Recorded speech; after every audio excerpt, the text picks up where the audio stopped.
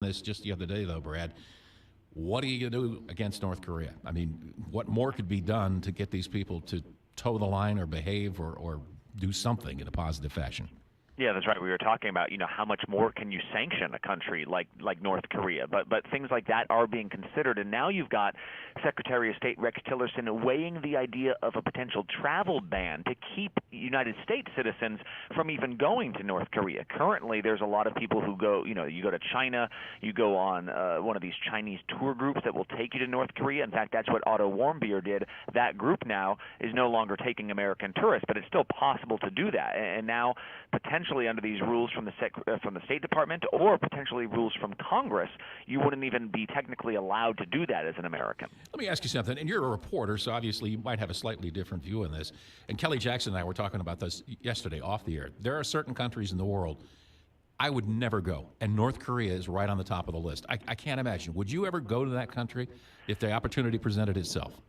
I mean, it would be really tough, especially at this point. You've got John McCain actually just yesterday said if people are so stupid that they still want to go to that country, then at least they should take responsibility for their welfare. He wants to introduce legislation where you would actually have to sign a release if you were going to North Korea, even as a tourist, to say, I understand what they have been doing to American citizens. And remember, I think what is so key to the Trump administration and to members of Congress is the fact that there are still 3 Americans being detained in North Korea right now. So it is, so this is not the end of the, Otto Warmbier's death is not the end of the story, and that's why there is pressure right now on the Trump administration to do something that would potentially get these people back. And, he called it a disgrace yesterday, but we still haven't heard exactly what he might do, how he might pressure the country. As I understand it from, I believe, the conversation you and I had, that those 3 other individuals are alive.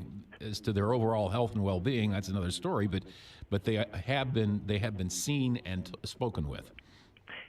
Yeah, and up to this point, it has been sort of clear that that North Korea will, imprison and capture Americans, but that generally they come back to the United States after some sort of negotiated release. But you also have to keep in mind that prison conditions in North Korea in general, a lot of people, experts on the region, saying this is not unusual to see somebody die as a result of their time in a North Korean prison. So, if the same care is being afforded to American citizens as being afforded to members of their own country, then that does not speak well for those people who are in captivity there. And that, again, is what President Trump is sort of weighing right now. And and Sean Spicer, the press secretary, was asked yesterday, have you said anything to China, or do you hold China responsible at all for what's happening here? Because the administration has said that China is really a central figure in how we are dealing with the North Koreans and how we're putting pressure on them right now. You mentioned something just a second ago, and it struck me. This has been the tradition with North Korea and their dealings with many other countries of the world. They'll do something. In this particular case, they have these 3 people that they're basically holding hostage, and we're threatening to ratchet up whatever sanctions we've got on them and make them even worse. And then what the Koreans then do is say, okay, I'll tell you what, we'll give you one of these people back, or 2 of them or 3 of them, in exchange for you not doing what you say you're going to do. I think that is probably going to be the course of action here this time around. Oh, yeah, North Korea, no doubt, has certainly used Americans detained as bargaining chips, sometimes not even necessarily for policy, but sometimes just for a photo op, right? Sometimes, you remember when former President Clinton went to North Korea. I mean, that in itself is sort of a publicity plus for the country there as they continue to sort of make their case for relevance in Asia and in the broader region there to show that they've got some sort of clout with Western nations. That's certainly part of it right there, and that they very much use humans as bargaining chips. Being entirely facetious here, how about if they keep Dennis Rodman and we get the other 3 people back? I think that would be a pretty good exchange, Yeah, I mean, that trip by Rodman was rather less newsy than we thought it would be, right? I mean, there were no real stunts from him, but I mean, what it seemed clear from his trip the first time around was that he clearly enjoyed sort of being catered to by the regime there, being treated like sort of a visiting dignitary, and that is the thing with these regimes, is that they will take certain people and turn them into, flatter them, make them feel important, and then use them for a larger political point, and that they're certainly not the first to do that. Yeah. And how's the dear leader doing, I wonder? He just tries. He scares the heck out of me because he's such a loose cannon and it's so unpredictable. And now they have, basically they've been testing nuclear weapons. Their rocketry is getting better. That one they launched a week or so ago actually has the capacity to strike U.S. soil. I mean, this guy's a real problem, if you think about it.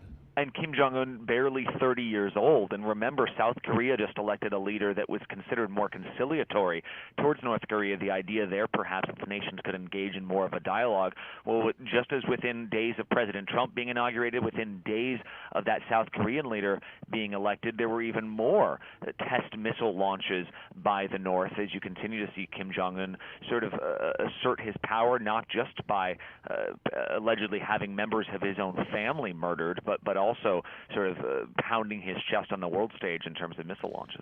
This thing, though, is I'm still struck by the satellite photographs that pop up every once in a while and that show that section of the world.